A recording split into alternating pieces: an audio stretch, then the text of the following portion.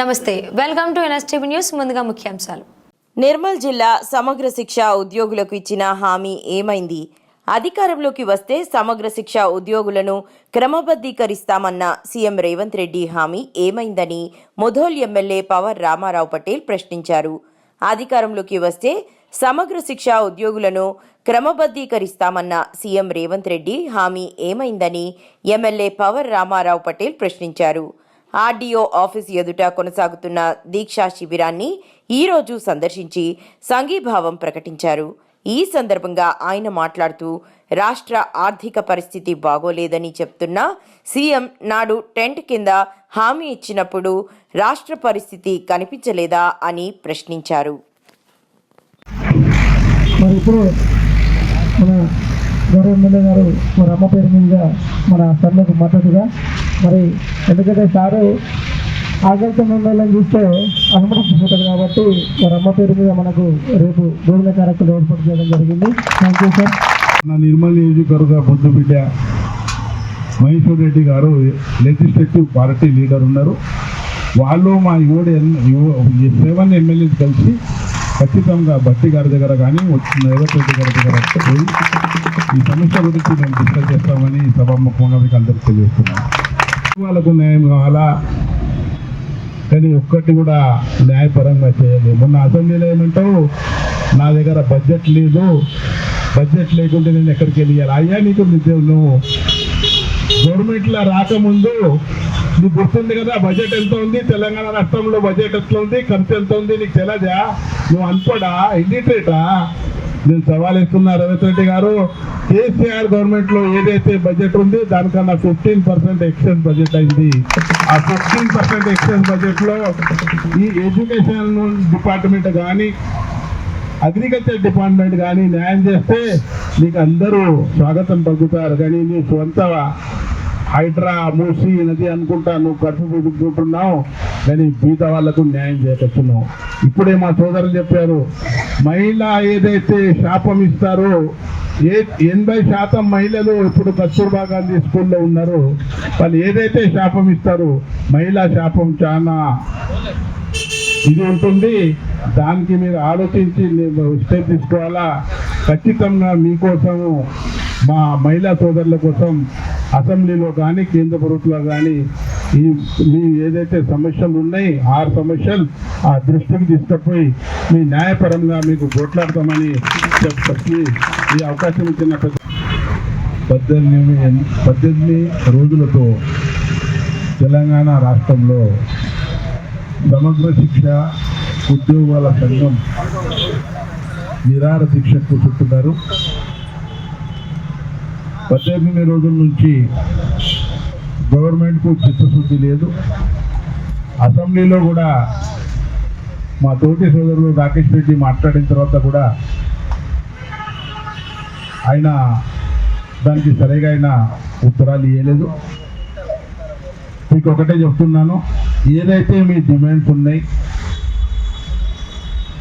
ఆ డిమాండ్స్ న్యాయపరంగా మీరు అడుగుతున్నారు. మన పక్క రాష్ట్రంలో ఆంధ్రప్రదేశ్ అనుకోండి, మహారాష్ట్ర అనుకోండి, అక్కడ రెగ్యులేషన్స్ చేసిండు. మన తెలంగాణ రాష్ట్రంలో ఇంతవరకు చేయలేదు. మేము కూడా ప్రభుత్వ దృష్టికి తీసుకుపోతాం. అదేవిధంగా కేంద్ర ప్రభుత్వం వాటా ఉంది.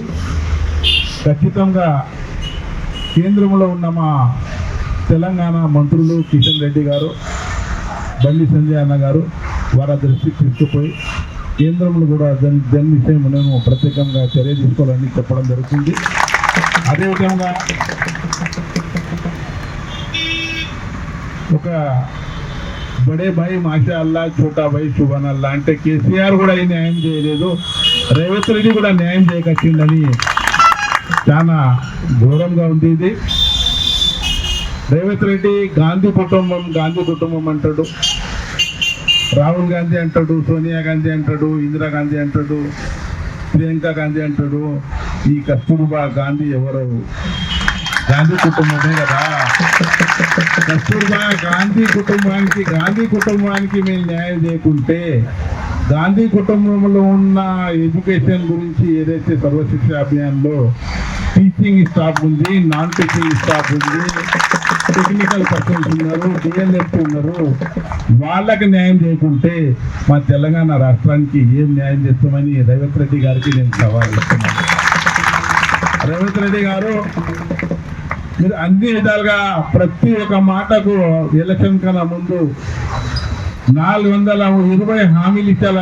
420 గుండా అన్నట్లే ఇది 420 గుండా 420 హామీలు ఇచ్చాడు. ఒక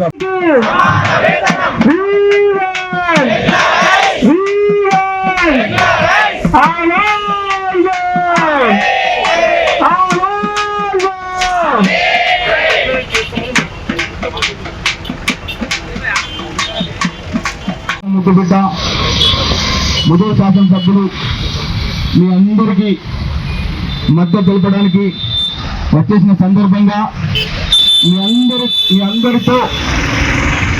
అందరికీ చేదోడు వాదోడుగా మీ సమస్యలన్నీ శాసనసభలో ప్రస్తావిస్తూ మీకు మద్దతుగా ఉంటారని తెలియజేస్తున్నాం.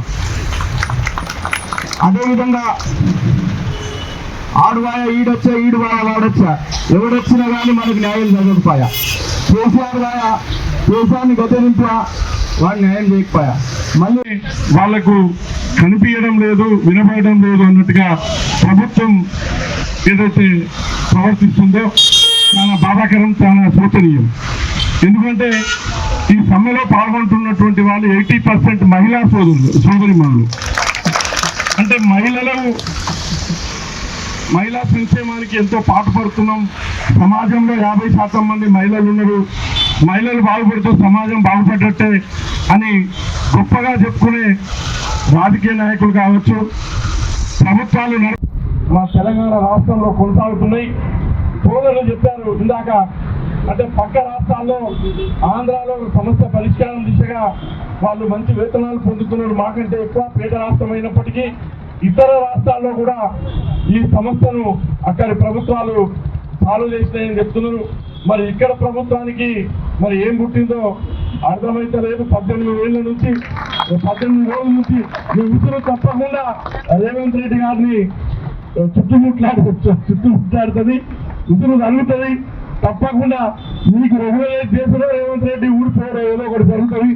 ఎందుకంటే ఎత్తేసిన వ్యవసాయం కావచ్చు, ఆడవాళ్ళు బాధపడ్డ రాజ్యం కావచ్చు, ఆ ఆడవాళ్ళ శాపనార్థంతో ఏ రాజ్యము నడవదని చెప్పి మన పెద్దలు చెప్పారు. కాబట్టి ఇంత పెద్ద ఎత్తున